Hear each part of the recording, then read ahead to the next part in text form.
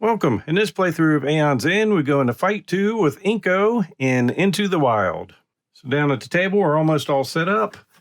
Quick look at our Nemesis here. For setup, shuffle all corruption cards together and place them face down to form the corruption deck. So that's going to be these cards there. It's going to do different things to us. We start with 70 health on the Nemesis, so we've got that set up. The Unleash ability, any player gains a corruption and places it on top of their deck. The player shuffles their discard pile into their deck. Additional rules, when a corruption is destroyed, place it on the bottom of the corruption deck. When a player would gain a corruption and the corruption deck is empty, Gravehold suffers 2 damage. Start of each player's turn. Before that player's casting phase, that player resolves all corruptions in their hand in any order. And at the end of a player's main phase, that player resolves all corruptions they drew during their turn. Corruptions may not be played at any other time, and when a player gains a corruption, that player may not look at it unless it's placed into their hand. Next, we'll get one of our level 1 treasures. I'm going to go with Desmodia's Oblivion Shard. Gain 2 ether that cannot be used to gain a relic or spell. So we can use it for a gem, focusing breaches, or getting charges. And we're going to replace one of our gems in our starting deck. And of course our starting hand. We're going to have a spark, our special card, and 3 crystals. We'll start with 10 life. And our ability is casting a number of rose thorns prepped by any number of players. Those spells deal 2 additional damage. And with Inko, he comes with his special supply stack of rose thorns. Cost of 2. Cast, deal 2 damage. You may return this to the rose thorn deck. Then we'll have the option of adding another gem, relic, and spell. So we'll take our randomizers of gems here. And we can add Shining Tetrite, so it costs 6. Gain 4 that cannot be used to gain a card. And I'm just going to pass on that one. Then for relics, see, Molten Hammer, gain a charge. You may destroy a card in hand or on top of any player's discard pile. It's a cost of 5. And I am good with that. So we are going to put that in, replacing the blasting staff. And then for spells, we'll have Darkfire, cost of 5. Cast, discard up to 2 cards at hand, deal 3 damage for each card discarded this way. And I think I'm going to like that. Just don't know what I want to get rid of. I think I'll get rid of the Breach Seeker. And we're ready to play, so 2 Nemesis cards, 4 for us. Go ahead and shuffle those up and see who gets to start this madness here. Well, I'll try shuffling a little bit better. And it will be us. So we'll prep a spark. We're going to go ahead and use this to gain a rose thorn and place it on top of any player's discard pile. Then with our 3 money from that, we'll go for some frozen magmite. And drawing 5. Going to us again, doing the first damage. Down to 69. We'll go ahead and use that to get a rose thorn. Then we'll use those 2. Well, we're going to bank all this. 2 cannot be used for relic and spells. We're going to use 2 to focus that. And these 3 for some more magmite.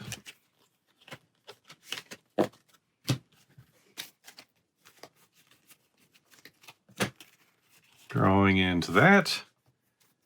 And we get to go again, so we will prep a spell. Then we've got 1, 2, 3, 4, 5 money banked. And the next card we get, we can put on top of our deck. we will go with the Stunning Force, dealing 4 damage to the Nemesis, and it also silences a minion, which will ignore its persistent effect.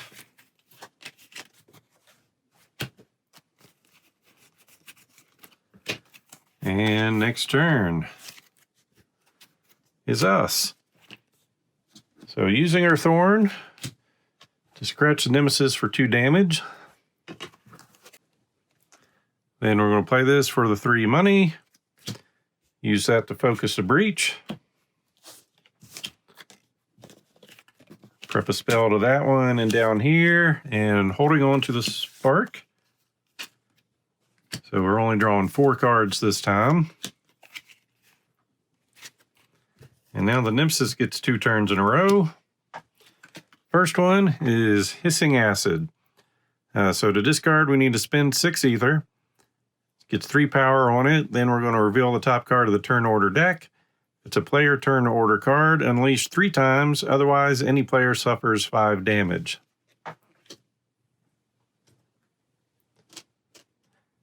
And then it goes again, removing a power.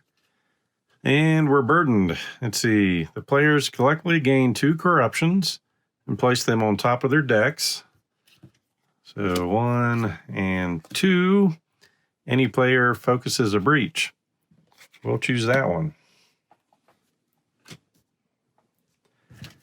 And then shuffle for our next round.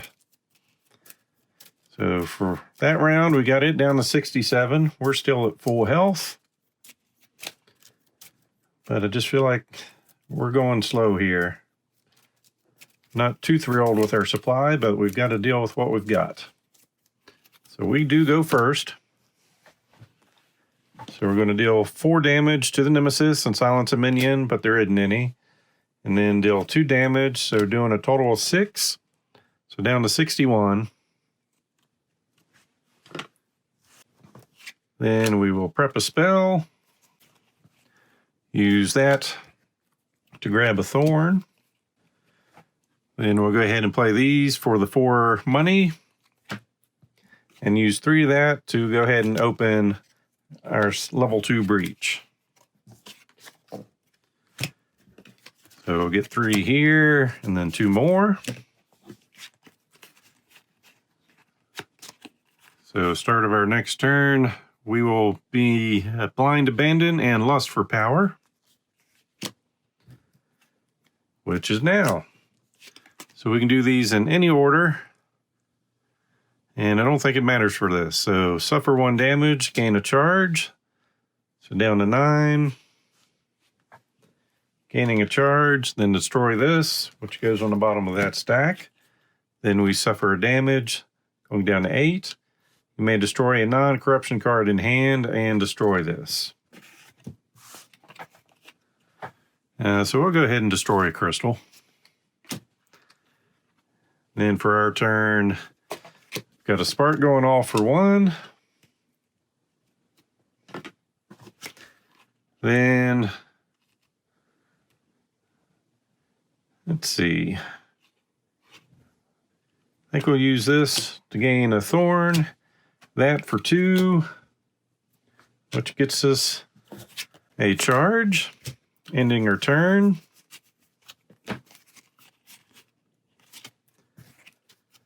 We go again. So we'll prep. And we have 5 money, and we may place the next card we gain this turn on top of our deck. Seems like a good time to go for a Stunning Force.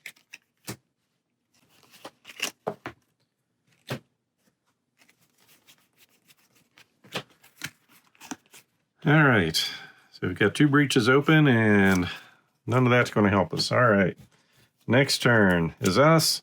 So dealing 2 damage, down to 58. The only money we have is this, so we're just going to use that to gain a charge. Then prep those. So 2 cards in hand, drawing 3. Then we've got the Nemesis going. Being tempted, the player with the most crystals in their hand discards all their crystals. So we've got 2 crystals in hand. Then we're going to take 3 damage down to 5. And gain a card from any supply pile that costs 4 or less. We'll try out the Riddle Spiral. So gain 1 charge, or you may lose 2 charges. If you do, gain 5 money. And then the Nemesis going. Reveal the top card of the turn order deck. There isn't one. If it's a player turn order, otherwise any player suffers 5 damage. All right. So we're out of health already. That is not good at all. So when we're out of health, he unleashes twice. So we're going to get 2 of those cards and then shuffle those in here. We're also going to lose a breach. And from here on out, when we suffer damage, it's going to double that on Gravehold. And we cannot gain life. And we lose our charges.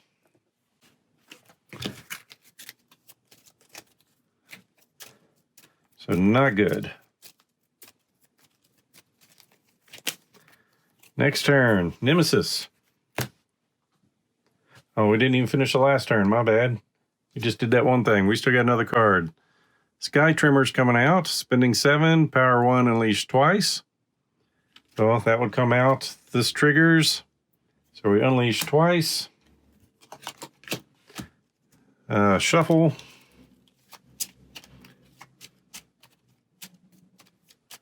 And Gravehold takes 4 damage. Down to 26. And the next card is a Corruptor.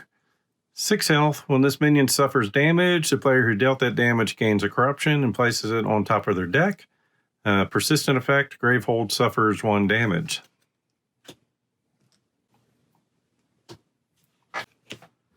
All right, then we get to go. So we get to deal 4 damage to the Nemesis and silence a minion. And deal 4 damage to the Nemesis. So taking him down to 50. Then we're going to prep 2 spells. Play that. Do I even want to do that? We're going to spend this to gain a money. And then end our turn. Drawing 5. So we're going to start our turn with 2 corruptions going off. So we'll start with the Fever of War. So we suffer 1 damage, which will translate to 2 on Gravehold. Then we can deal 2 damage. I think we just need to skip minions. We're already in trouble. So down to 48. And destroy that card. Then Insatiable Avarice, suffer 2 damage, which equals 4. Place a gem from the least expensive gem supply pile and place it into your hand. So we get some Frozen Magmite and destroy that.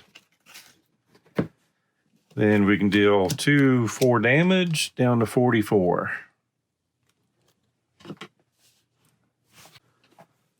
So we are going to, let's see, we've got 6 money. We'll spend all these, get the 6 money. Next card we play goes on top of our deck. We'll get a Stunning Force. And draw 5. So we've got Nothingness coming on our next turn, which is now. Discard 2 non-corruption cards, suffer 2 damage. So we'll discard those 2. 2 damage equals 4, so down to 16. Shuffle any player's turn order card into the turn order deck and destroy this. So we'll take that and shuffle it into here.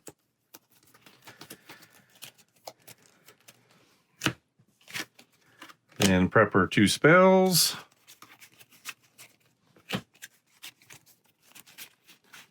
And Endless Hunger coming up for us. Gravehold suffers 3 damage. We gain 2 life, but we can't gain life since we've been exhausted.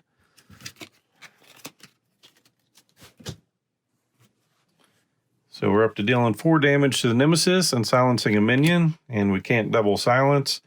Then another 2 damage. And I think I'm going to go ahead and we may return this to the Rosethorn deck. So we're dealing 6 damage total, down to 38.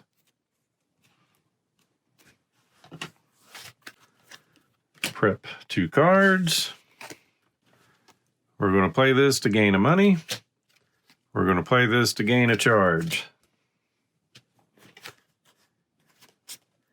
End our turn, drawing 5. So 2 stunning forces and some gems there. It's going to be the Nemesis turn. So we get rid of the silence. Then separate, unleash twice. So we're going to get 2 cards there. No discard pile, but we'll do some shuffling here.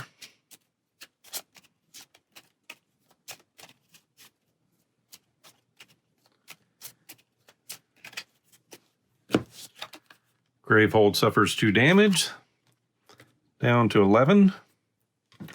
And the player with the most expensive prep spell discards that spell. So we lose the Thorn. Then next turn is us, dealing a damage, down to 37. Prep those. We end up with 4 money. 2 can't be used on a relic or spell. We'll use that to focus.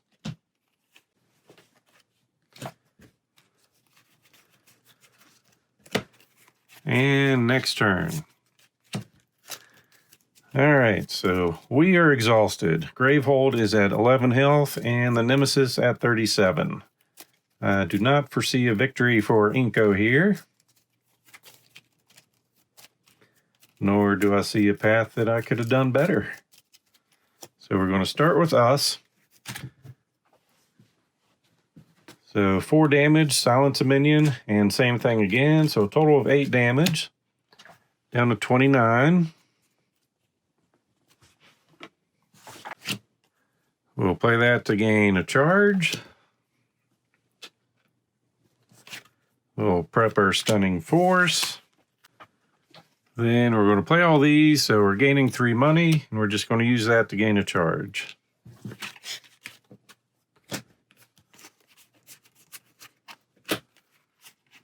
All right. Got some corruption coming up on our next turn. All right. Grim Sight and Delirium Veil. Gravehold suffers 2 damage, down to 9. Top card of your deck, you may destroy it. And we'll go ahead and get rid of that. Then we destroy that. Then Gravehold suffers 2 damage and we focus a breach, so down to 7. So we can focus this and that opens that, so we've got +1 damage on cast.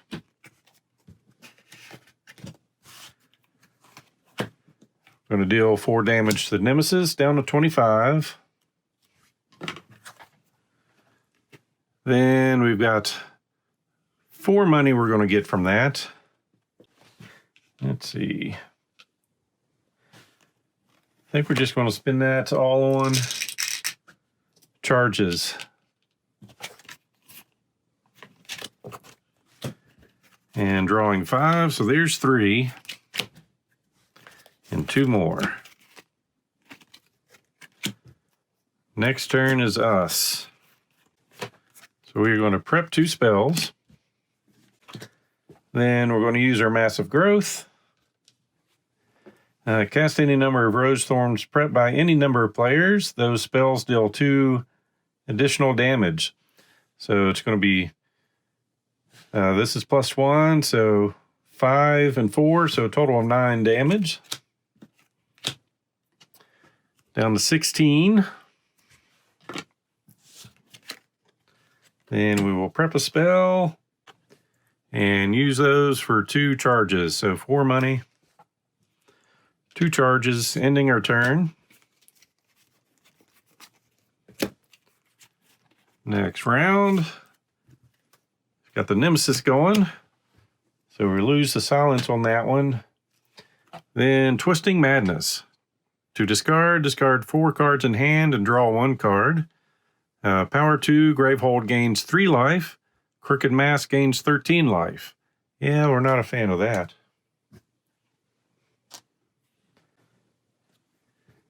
Alright, so Nemesis is going once so far.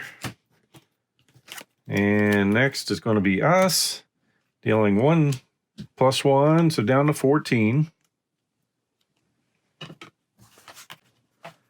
We are going to prep 2 spells. Then we're going to use this 4 money for 2 charges.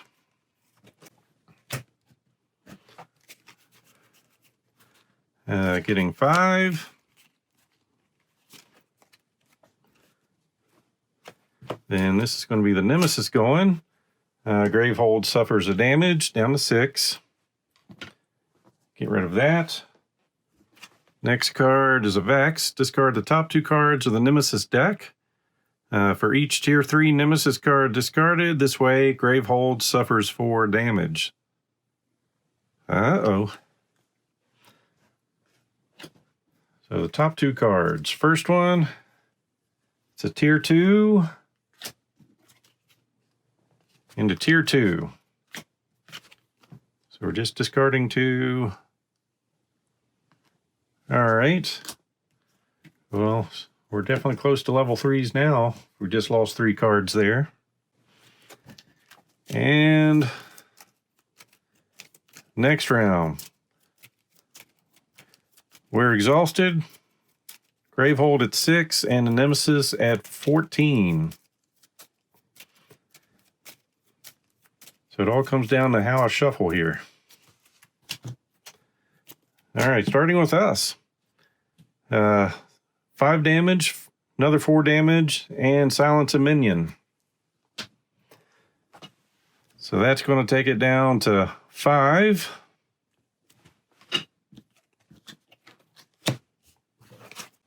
We are going to discard 4 cards and draw 1 card. So we can discard the Twisting Madness, prep Stunning Force, use this to get 2 money for a charge. Drawing 2 here, and 3 more. So what is this? We get to, did not see this happening.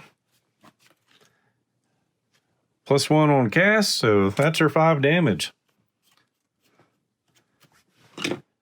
So I feel pretty lucky with that. So Inko has been able to take on the Crooked Mask. So we go to our Battle 2 conclusion. The nearby glyphs glow brighter, somehow siphoning the leftover breach magic from your battle. Strange that someone would make so many of these glyphs. Each one takes untold energy, and you've already seen 2 large groups of them. Why are they doing this? While you ponder this question, Rip nips at your hand, eager to lead you farther into the willows. The glyphs near the battle stop glowing as you walk away. The farther you walk, the more anxious and excited Rip becomes. Finally, Rip leads you to a clearing where you discover Razra. The now familiar glyphs are scattered around her, once more glowing brilliantly. She's held in some kind of organic prison, completely immobilized by a crisscrossing network of vines. Tendrils of breach energy spill from Razra's mouth directly into an object perched atop the pedestal.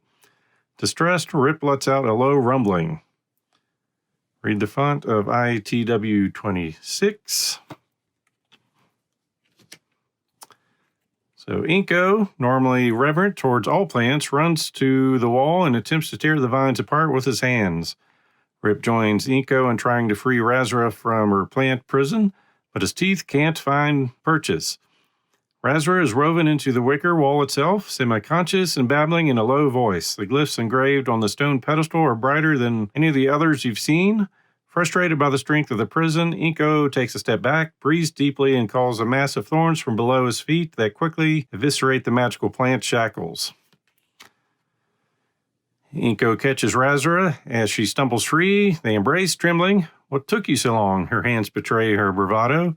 Now I know how breeches feel. I have been literally sucked dry." She picks up the brilliant artifact from its pedestal. Senses Inko's hesitance to leave with the strange object, she insists, "Come on, I basically made it." As you leave with your new treasure, you notice the glyphs fade. Add the player mat for Razra and cards 27 to 41 to your barracks. Using the expedition rules, add player cards to your barracks. Read the front of 42 when you're ready to fight. So Razra is now an option. She's got a train Rip. Destroy a card with Rip in its name in your hand. Gain a card with Rip in its name from the personal upgrade deck that costs 3 ether more than a destroyed card and place that card in your hand. Or return to your hand all cards with Rip in their name you have played this turn and are in your discard pile. So complex rating of 7. She sets aside all cards with Rip in their name that cost more than 0. These form her personal upgrade deck. Cards in this deck can only be upgraded using her ability there. So first, we've got some level 2 treasures. Got the Crone's Amulet. When a player opens a breach, that player may destroy a card in hand. The Broken Mask. After a player finishes resolving their ability, any ally gains a charge. Eye of the Maelstrom. At the start of the game, set this next to the to a supply pile that costs 4 ether or more. When a player gains a card from that supply pile, that player gains a life. Edible fungus chunks. When a player gains life, they gain an additional life. And Well of Despair. When a player deals 6 or more damage to the nemesis with a single spell, add a power token to this card. At the start of the nemesis turn, the nemesis suffers damage equal to the number of tokens on this card. Then we've got the Rip basic cards that will start in her hand, so allows her to gain some charges. Then looks like we've got Rip Fetch. Focus your closed breach with the lowest focus cost. You may destroy a card in hand. Rip Go. Focus any ally's breach. That ally gains a charge. Then Rip Attack. Any ally may prep a spell in hand, cast up to 2 spells prepped by any player. Spells cast this way deal 1 additional damage. And then Rip Eat. Any ally gains 2 charges and may destroy a card in hand. So her Battle 3 introduction. With a slight tremble in her voice, Razra recounts what happened. The floor came to life, stalking me. I incinerated 1, but 2 more came. The fight was totally unfair. Would have been fine if they didn't explode. What sort of strategy is that? They're like living bombs. Ridiculous. Tried escaping through this grove, but Rip's leg was hurt. The plants grabbed me, and there was a lady. Razra trails off. Rip presses against her leg, rumbling comfortingly. She must have been a breach mage, but that doesn't make any sense because the Nameless was helping her. They never help humans. Razra glances over at Inko.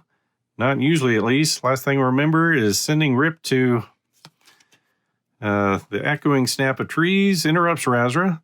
As the sound grows in volume, you flee the grove and spot a gargantuan Nameless through the low canopy. The ground shakes and begins crackling under the massive weight of the oncoming army.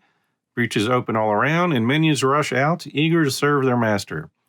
Finding whoever captured Razra will have to wait. So draw a Nemesis from Battle 3 deck and see what's going on. So we've got our level 3 cards here. Give these a shuffle. And our next fight is going to start with the Wanderer. So until next time, Hope you enjoyed this playthrough. If so, please click on the like button below and be sure to subscribe. Thanks for watching.